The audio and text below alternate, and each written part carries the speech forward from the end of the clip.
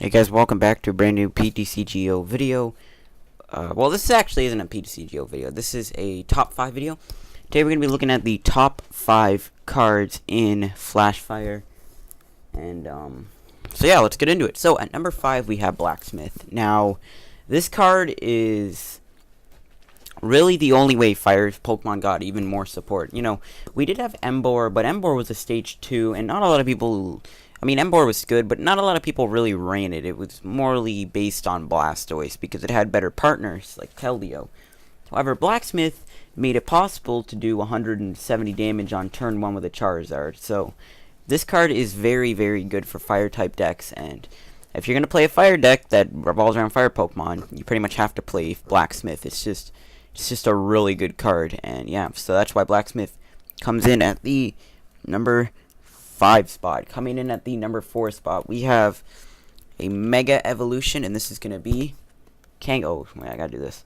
And this is going to be Kangaskhan. Now, this card is not as played anymore because Mega Gardevoir, but back before we had Mega Gardevoir and stuff like that, Mega Kangaskhan was the definitive for Mega Pokemon. Well, then we got Mega Manectric, and then, yeah. But this card is pretty powerful. Even with, weakness policy, you could still use this card. So basically, it's got a lot of HP, it's a colorless type, and it worked well with Aromatisse, because Wham Bam Punch was a decent attack, and with Aromatisse, you could just put those fairies on, and you could still attack with Wham Bam Punch, and then you could use Max Potion, and, you know, a lot of people thought this card was pretty good with fairies, and then, you know, we had Mega Manectric come along, and then Furious Fist, and this card kind of lost its play, but it still would be a very good alternative for any fairy deck. It's a nice cheap card too.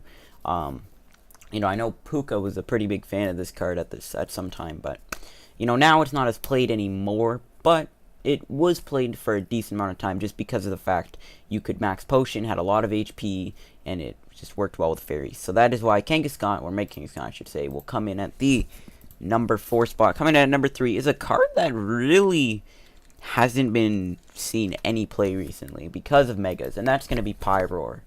Pyro is still a very decent card, but with Megas, Flareon, and Polion, and whatever else, yeah, this card just died off. I mean, it's not even played anymore. It's kind of unplayable at the moment, but it's high up on this list because when it came out, it made a pretty big impact on the format at the time, because not really many decks really ran that many counters to this card because you have to have a stage 1 or stage 2 Pokemon to deal with it. And even then, this thing could still be a bit of a pushover to deal with. But it's not played anymore because we have Megas, Flareon, and Polion, just all kinds of stuff to get rid of this card. It's kind of not really that played anymore, but when it came out, this card saw a lot of play. And it still is a decent card. I mean, I wouldn't base a whole deck around it because, I mean, you really can't base a deck around Pyro anymore because it's kind of died off.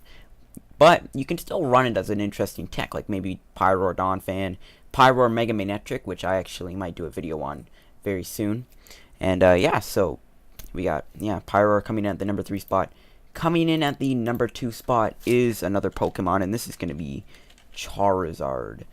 And now, not this Charizard, not this Charizard, not this Charizard, and not that Charizard, but this Charizard. The only Charizard that doesn't have a second version of this card, unfortunately. They should have made a full art to this Charizard instead of the Stoke one, but this card is probably the best Fire-type EX we have at the moment. You know, it's just a really good card, and it's not like the best, but it's still a very viable Fire-type Pokemon. One, it's Charizard, which makes it a badass card. 2, it's got a good amount of HP. And 3, you can set this thing up extremely quickly with Blacksmith and DCE. Honestly, you could donk stuff with this card because, pardon me, Combustion Blast, you can set that thing up on turn 1 with a Blacksmith DCE and whatever else combo, and a Muscle Band. You can donk stuff easily. This card is a very strong Fire-type card, and like I said, it's probably the best Fire-type EX attacker we have at the format at the moment. Wing Attack is another good attack. This thing saw some play with Seismitoad as a way to deal with Verzi and Genesect. Not really that played anymore, but it still is another good card, and that's why it comes in at the number 2 spot. We do have a few honorable mentions before we get into the number 1 spot. The first honorable mention is probably a card that maybe would have made the list, but didn't, and that's going to be Miltank. Powerful Friends is a very good attack. It works well with any Stage 2 deck. You know, we saw Empoleon Miltank win Nationals, or whatever it did at Nationals last year, but Miltank is a very good card. The reason I didn't put it on the list is because I thought that other cards were a little better than it, in my opinion, but this card still deserves at least an honorable mention because it is a very good card nonetheless. And another honorable mention we got is going to go to Pokemon Fan Club. This card is probably going to see a crap load of play once the rotation happens. And maybe even when the new set comes out. I doubt it, but when the rotation happens, this card will be very good. It's pretty much a dumbed down version of Pokemon Collector. Not a lot of people like it because it's not as effective as Pokemon Collector, but I still think it's a pretty decent card.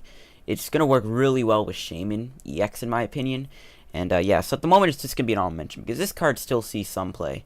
And then the last honorable mention goes to Startling Megaphone. We did lose Tool Scrapper, which was another really good card. But then we got Megaphone, which instead of discarding one or two, you can discard all. The Tool Scrapper is still better because, I mean, think about it. You can get rid of head ringers and stuff. But this card I still think deserves at least an honorable mention. And coming at the number 1 spot is going to be Lysander. This is probably one of the best supporter cards out at the moment. I mean, it's not, but let's be real here. Lysander is a pretty defining card for the metagame. The reason this card is so good is it's basically a Pokemon Catcher in a supporter. Now, when Pokemon Catcher came out, that card literally was the most broken thing in Pokemon history. Maybe even more broken than Machamp Takeout. This card was broken because of the fact that you could just literally, as a trainer card, you could switch out something as many times as you want because it was a trainer. Then they dumbed it down, made it on a coin flip, and then they made a supporter version. This card has won me so many games and lost me so many games.